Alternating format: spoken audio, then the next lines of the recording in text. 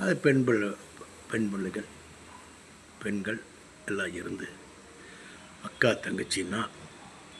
தங்கச்சிகள் நம்ம கூட பிறந்த ரத்தங்கள் அவங்கள அக்கான்னு அக்கா மாதிரி மதிக்கணுங்க. அக்கா தங்கைன்னா தங்கச்சி மாதிரி மதிக்கணுங்க, மதித்து நடக்கணுங்க. அண்ணன் மாதிரி மதித்து நடக்கணுங்க. என்னங்க தம்பி மாதிரி மதித்து நடக்கணுங்க. பேட் வேர்ட்ஸ் எல்லாம் யூஸ் பண்ணக்கூடாதுங்க. தம்பிக்கிட்டையும் யூஸ் பண்ணக்கூடாது, தம்பி அக்காக்கிட்டையும் யூஸ் பண்ணக்கூடாதுங்க. பேட் வேர்ட்ஸ் எல்லாம் என்னங்க ரொம்ப ரொம்ப தப்பு.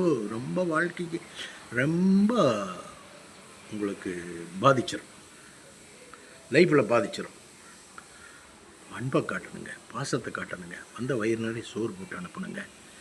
காசு இருந்ததை கொடுத்து அனுப்பணுங்க. நம்ம ரத்தம் அல்லவா, அப்படி இருக்கணுங்க. தவறான பேச்சுகள், தவறான பழக்க வழக்கம் வச்சுக்கவே கூடாதுங்க.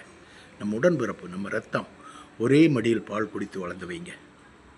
அந்த உணர்வு பாசத்தோடு பழகணுங்க, பேசணுங்க, இருக்கணுங்க. அப்படி தங்கைன்னா பார்த்து உங்களுக்கு கண்ணில் தண்ணி பொங்குங்க. இந்த பாசத்தில் அம்மா மாதிரிங்க. அவங்க ஒரே ரத்தங்கள்லவா, அம்மாவுடைய ரத்தம், நம்ம அக்காவுடைய ரத்தம், நம்ம ரத்தம், உன்ற ரத்தம் எல்லாம் ஒரே ரத்தம் அல்லவா, ஒரே சட்டியில் இருக்கிற ரத்தங்க.